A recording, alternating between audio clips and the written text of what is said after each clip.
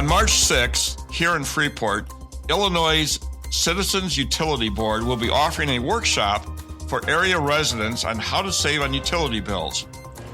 Joining me today in this extended interview to tell us a little bit more about the Citizens Utility Board and the upcoming workshop is Zoey Huspen, who is Carbon-Free Buildings Coordinator for the Citizens Utility Board. Zoey, thanks so much for joining us today for this interview. Thank you for having me. It's great to be here. I'd like to begin, Zoey, with a couple of questions about the Citizens Utility Board. What is that exactly for our listeners who may not know? What is its purpose and what does your work involve? Sure. So Citizens Utility Board, also known as CUB, we are a consumer advocate group, and we also focus on advocating for affordable and sustainable energy. So we offer many different services, such as utility bill clinics, like what we're going to be talking about today. We also do workshops where we talk about building decarbonization, rooftop solar panels, or a thing called community solar. We also offer presentations on internet privacy and reducing robocalls. So we do a whole wide range of things. We also represent ratepayers in front of the Illinois Commerce Commission and other bodies like that. So whenever a investor-owned utility proposes a rate hike, we have a legal team who fights those rate hikes if they feel that it's reckless spending. So we just focus on advocating for consumers in all different kinds of ways. Mm-hmm. And Zoey, how is your group funded? Where do your resources come from? So we are not funded by the state. We were originally founded by the Illinois General Assembly, but now we just receive funding from donors and grants. Okay. Talk a little bit about your jobs. You've mentioned it a little bit here already. Can you tell us what a carbon-free buildings coordinator does? Who do you meet with and what do you talk about? Sure. So as Carbon-Free Buildings Coordinator, I primarily focus on the topic of building decarbonization. So I speak to citizens all throughout Illinois, educating them on what is building decarbonization and how can you electrify your home. So I talk about different incentives that are currently available to upgrade your appliances to be electric. So I talk about the Inflation Reduction Act and how tax credits are available through that to make those transitions. I also take consumer calls. So if somebody ever has a question about heat pumps, which are a common appliance that you can get if you're looking to decarbonize your home. So I will take any calls related to that. So I do a whole wide range of things. I also participate in a group called Illinois Clean Jobs Coalition, where I offer a grassroots perspective based on the feedback that I hear in different communities on what works and what needs to change to make building decarbonization more accessible and affordable for consumers. So again, a whole wide range of things I do. It sounds like it. And Zoey, are you out and about and meeting with people individually, or did you do a lot of work from the office? Probably a combination of both. But what's a typical day look like for you, a typical week? Sure. So it really just depends on the week. So we work remotely, but we travel often for outreach events. So, for example, with Freeport, I'll be traveling to Freeport to do the utility bill clinic with you all. Sometimes I have multiple events in a week. So maybe I'll have a home energy savings presentation somewhere where I give general tips on how to be more energy efficient and save on your bills. Or I'll also have a utility bill clinic that same week where I'm looking at people's bills and giving them personalized suggestions, again, to be more energy efficient and save money. Or I'll also have a decarbonization presentation where I'm educating people on what it is and how you can decarbonize. So it just depends on the week. Well, it sounds like you stay busy, that's for sure. And how do people contact you, Zoey? Does it come through the Citizens Utility Board organization, or do people contact you directly, or how do you receive requests for help and before you respond? So you can call our hotline. It's 800-669 5556. So if you have a question about decarbonization, but you don't know me, they will most likely refer you to me. Okay. So you can call through the hotline or you can contact me directly at my email, which is ZHUSPEN at Citizens Utility Board. So there are a couple options. I also have a work phone number. I believe if you look at our About page and our team, my work phone number is also listed there. Okay, good. Thank you. Well, let's talk a little bit about this workshop that's coming up on March 6th. Can you tell me a little bit about who's organizing it, who's sponsoring it, and what the Citizens Utility Board role will be in that workshop? And just give me our listeners some details about how to get involved and what to expect. Sure. So for the event, we are partnering with the Environment Study Group in Freeport. So we are working together with them and also the state representative, John M. Cabello, I believe is how you pronounce it. Mm-hmm. Yes. So we are partnering with those two groups to provide this utility bill clinic. On Thursday, March 6th, we take individualized 15-minute slots with consumers to take enough time to be able to look at their bills and provide personalized suggestions. So because of those 15-minute time slots, we usually allot 2 hours depending on how many people sign up. Sure. They can come and go as they please. Oh, I'm sorry to interrupt, Zoe. So someone has to register for this workshop?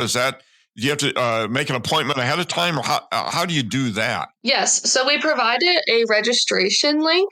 So that is how we know how many people will be attending. So we can gauge how many members of our outreach team we need to bring with us to make sure that we are adequately staffed to be able to take as many people as possible during those slots. Are walk-in registrations acceptable? Could someone just pop in that day and be a part of the workshop, or do you have to have a registration in advance? I'm sure we will take walk-up consumers if they're interested in attending. But again, if you had too many show up at one time, you may not be able to accommodate everyone the way you would like. Exactly. So that's why we do our best to encourage people to register, but we're not going to turn someone away unless it's insanely crowded. But usually we're able to manage just fine. So you can reserve a spot at bit.ly/FreeportUBC. Thank you, Zoe. And that link will appear on our Facebook page, and we'll make that available to people who may want that. So can you talk a little bit more specifically about the kinds of things you might be, when you look at someone's utility bill, what kinds of topics will you get into with folks? Sure. So we're looking for different trends on the utility bill to see what their usage is like. So we'll ask them questions about, what is your source of heating? What is your source of cooling? What temperature do you keep your home at in the summer? Just different things like that to gauge their energy practices, if their energy usage is particularly high. We'll also determine if they're a right fit for something like an hourly pricing program with ComEd or a peak time savings program to help them save money on their bills. We'll also talk about electrification if it feels appropriate. So what I just mentioned that I do, sometimes I mention that, and the incentives and like heat pumps if that's something that the person is interested in. We'll also talk to people about solar panels. So if they seem like a strong candidate for rooftop solar, where you install rooftop panels directly on your home, we'll talk about that. Or we'll talk about community solar, which is a way to still get the benefits of solar panels without having them directly installed on your home. So we'll talk about all of those kind of different things. We'll also just walk them through the bill and help them understand exactly what they're looking at with all the different sections. We'll also help them identify what an alternate supplier is and how to know if you have one. We also look at phone bills as well. Our general recommendation is to cut the cord because the landlines are getting increasingly expensive, unfortunately, but we will look at those. So it just depends on the consumer and what their needs are and what thoughts they have coming into the utility bill clinic. So just to be clear, you're not covering only electrical kinds of utility bills, but also I assume gas bills also, or phone bills, as you mentioned, any utility that you have in your home for which you pay for. would be examined by you folks. Yes, we don't examine water bills because we don't have much control over changing those at CUB, but otherwise we do focus on phone bills, gas bills, and electric bills. Gas and electric are the most common ones that people bring to us. From your experiences, Zoe, in your job, are there two or three things that you can just offer consumers generally that might really help them as they try to monitor or control their energy costs? Are there some obvious things that people kind of overlook that, and you've mentioned a couple already, but what would you put in the category? These are things that people really ought to be paying attention to. This is silly, but making sure you turn the lights off when you're leaving a room because that is just using up so much energy without even realizing it. Also, making sure that you turn off or unplug your appliances and your power cords when you're not using them. So, like, for example, if you're going on vacation, turn off your power strip if you have one, or just unplug whatever phone chargers you might have plugged in because that actually does use energy. It's a thing called vampire power. It's still using energy, even though it's not actively charging a device or powering a lamp or things like that. So definitely make sure that you are turning those things off when you're gone for extended periods of time, or just when you're not using them. And also, I would say monitor the temperature that you keep your home at. Obviously, you want to prioritize your comfort, but if you're willing to change the temperature a bit throughout the day, for example, at night, if you turn the temperature down by like a degree or two while you're sleeping, that will also just help you to make sure you're being as energy efficient as possible. Those are good tips. My wife will appreciate hearing "turn off the lights" because I hear that a lot. Yup. and yet, on the other hand, she's the one that says, "Can we turn the temperature up a little bit? It's cold in here." So it all balances out, I guess. But yeah, those are good tips for anyone, Zoe. Now, this workshop that you are participating in is for individual homeowners only. It's not for business owners. Is it to bring their utility bill for the store that they may operate downtown?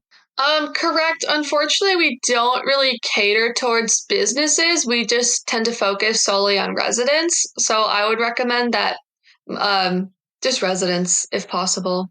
Okay. And Zoe, just kind of an overall question here as we near the end of the interview. Where do you see the trends? What have you seen for trends in gas, electric, and phone bills? And what do you project out into the future the next couple of years? Oh, that's a good question. I would say things are trending upward, to be honest, and especially with the cold winter weather here. So in the winter, the gas price usage is really going to spike.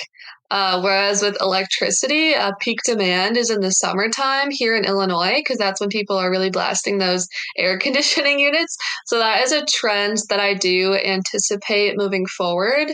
And unfortunately, we are continuing to see increases on gas bills. That also has to do with rate hikes that utilities are requesting each year, and they are becoming rather pricey. So that is a trend that I see increasing. So that's why we talk about decarbonization, because it's a way to kind of step away from the volatility of gas prices and the rate increases from utility companies that are seeking to increase their profits. So that is also something I see in the future, more and more people decarbonizing depending on their needs. And if people do decarbonize, the peak demand for electricity would actually shift to be more of at winter time, because that would be when people are using electricity more strongly to heat their homes if they choose to electrify. So those are some things that I think will change, but I'm also a little bit biased because this is my area of work. We'll see what happens. I know Sure. that solar panels are becoming increasingly popular because they present an opportunity to contribute to renewable energy sourcing for heating and cooling in Illinois, but also saving a bit of money on your bills. So that is intriguing to people. Those are the main trends that I anticipate moving forward. And also with landlines, unfortunately, I believe some of the phone companies are looking to cease their landlines. So I think that's why we're seeing pricing increase for those plans, Oh, unfortunately. okay. But there's not a lot that we can do about that, but it's really just making sure you're on the most affordable plan, keeping an eye out for those changes. But yeah, those are the largest and most consistent trends.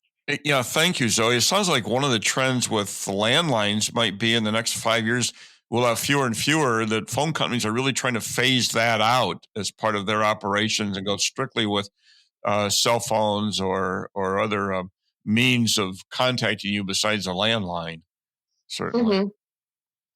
When you talk about decarbonization, you're really talking about moving away from the non-renewable sources of energy to more renewable, sustainable sources. Yeah, so I would say the decarbonizing is twofold. So when we think about it from the residential perspective, you can think of it as swapping out various gas appliances in your home for their electric counterparts, which can operate just as efficiently, if not more in some cases. For example, heat pumps are 3 times as efficient as gas furnaces. So that's an interesting option. So it's that, but then we also have to consider with the grid, how do we ensure that our electricity is coming from cleaner sources on the grid instead of things like coal, which are also, not great for the environment. So it's thinking about that as well. So policies that help transition Illinois into a cleaner grid, because that will truly make the use of electricity more sustainable. So once again, this workshop will be March 6th here in Freeport. And where will that be held again, Zoe? It will be held at the Learning Lab at the Freeport Public Library, which is at 100 East Douglas Street. Okay, so the Freeport Public Library on March 6th, and folks should register in advance. That would be the best plan, to register in advance, and they can go to, did I get that right, bit.ly/Freeport? It is from 5:30 to 7:30 p.m., so I just wanted to note that. All right, 5:30 to 7:30. If anyone shows up early, they can read a couple of books before they join you in the seminar. Zoe, it's been great talking with you. But before we sign off, do you have any final words that you'd like to leave with our listeners about anything that you do or that the Citizens Utility Board might be doing? Sure. I would say to continue to educate yourself on what your bill components are and monitor how they change over time to be the best advocate you can possibly be for yourself, and just to stay educated on what's happening out there, because knowledge is power. And I appreciate your time today listening and learning. And feel free to always utilize CUB as a resource. Feel free to call our hotline that I mentioned earlier. We can help you if you're seeing anything weird on your bills and this utility bill clinic has already passed, or just any issues with the utility. If you feel like you're not making progress, we can help you. Wonderful. Zoe, thanks again for taking time to talk with us. Remember, folks, the Utility Bill Workshop will be held Thursday, March 6th from 5:30 to 7:30 p.m. at the Freeport Public Library. Please register in advance if you can. And this is Alan Wenzel reminding you to tune into our regular news podcast every Thursday at noon on all major podcast platforms, or by going to the websites for Freepod or for WNIJ Public Radio in DeKalb. In-depth interviews like this will drop every Tuesday at noon in those same locations. And thank you again, Zoe. And always thanks goes out to the Mass Communications Department at Highland Community College for producing these podcasts for Freepod. And a big thanks to all of the many volunteers who work very hard each week to bring you the news that you may have been missing. We'll see you again next week. Thanks, everyone.